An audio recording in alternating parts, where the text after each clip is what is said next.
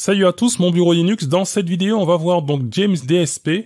Donc qu'est-ce que James DSP? Donc c'est un processeur d'effets audio open source pour Pipewire et Pulse Audio. Donc c'est porté sous Linux par Tim Steinerberger. Donc désolé si j'écorche son nom de famille.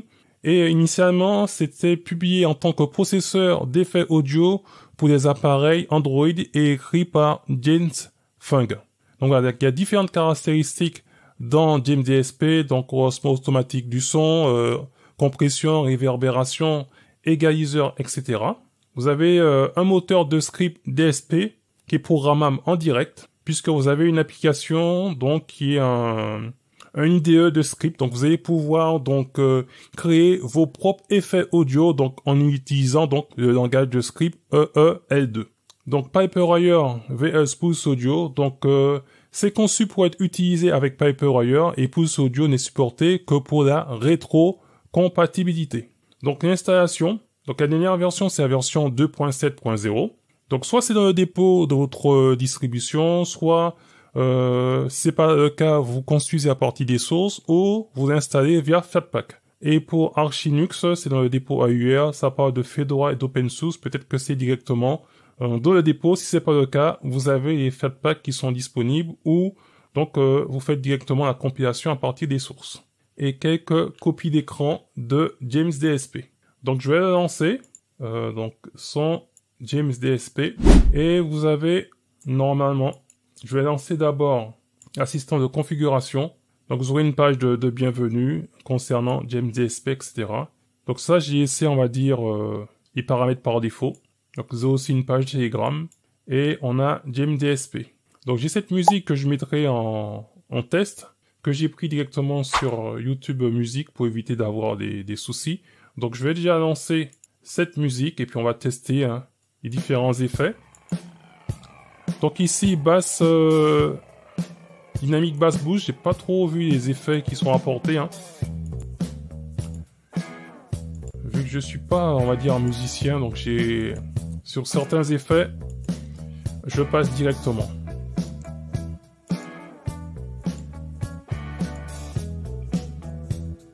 On peut aussi changer de mode en utilisant donc la molette de la souris.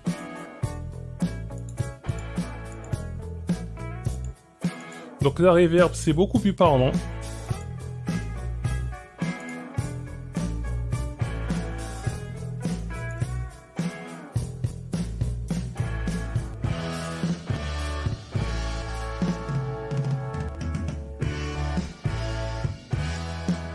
Équaliseur.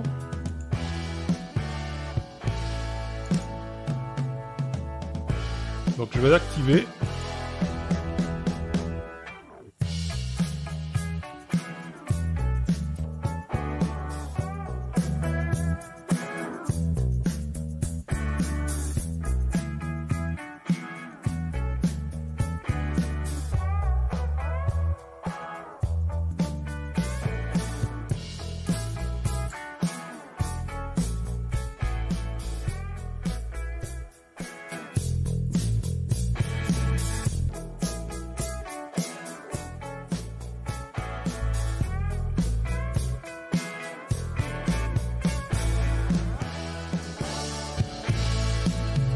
On peut bypasser, donc annuler l'effet de l'équaliseur.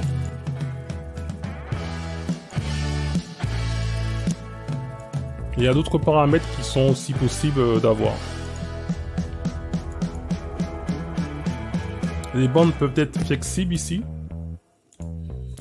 Et on va passer sur...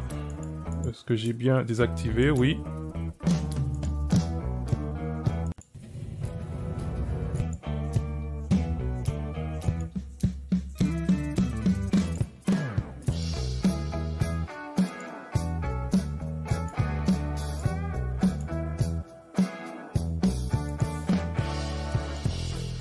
Donc là, ça fait penser au casque.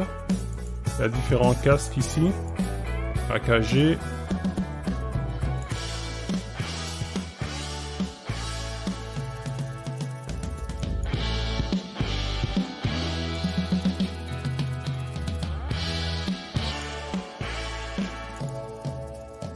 J'ai aussi un casque COS Porta Pro, ce que ça peut donner. Donc vous allez retrouver ici différents casques et appareils. Donc ici, c'est là qu'on peut donc créer ses propres effets audio. Puisqu'ici, donc si je vais l'activer,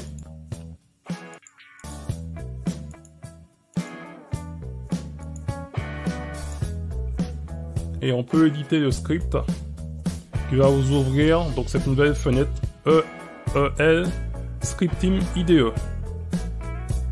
Donc, soit vous modifiez, on va dire, le script qui est en cours, ou soit vous faites vos propres scripts pour avoir vos propres effets audio sur GameDSP.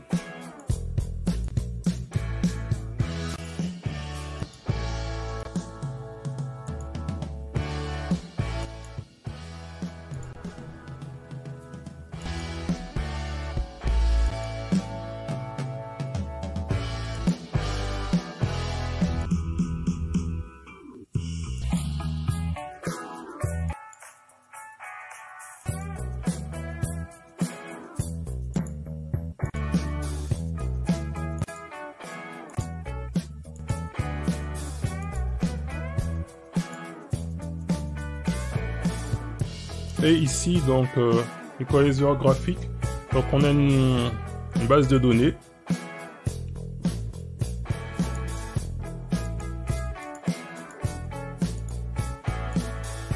Donc, si je fais OK, ça va s'appliquer sur cet équaliseur.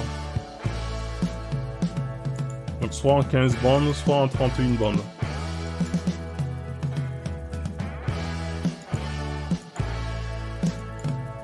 Il faut l'activer. Hein.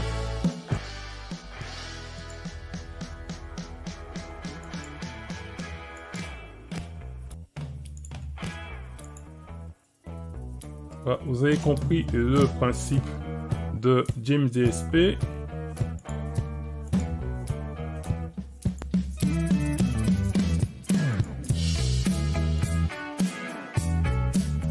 J'ai rien oublié qui est actif.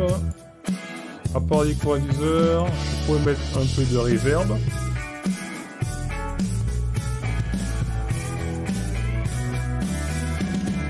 Donc voilà, donc, je peux mettre sur pause et on va regarder vite fait ici. Donc l'interface, les différents thèmes qui sont proposés pour GameDSP au niveau de la couleur, etc.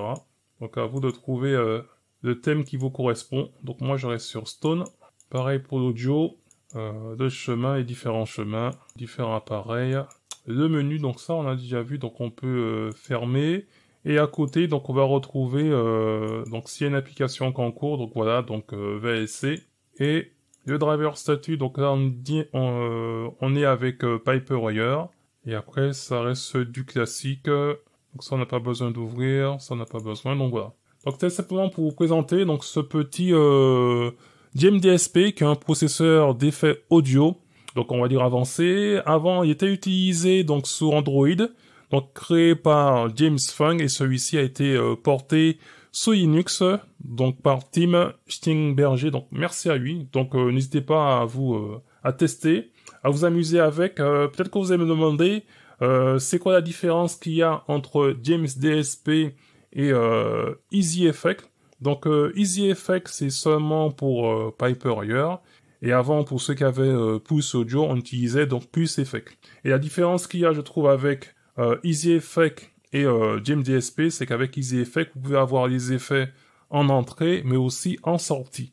Donc voilà, donc sur GameDSP ce sera seulement les effets en sortie. Je vous dis à très bientôt pour une prochaine vidéo. En attendant, gardez la forme et la santé. Bye bye.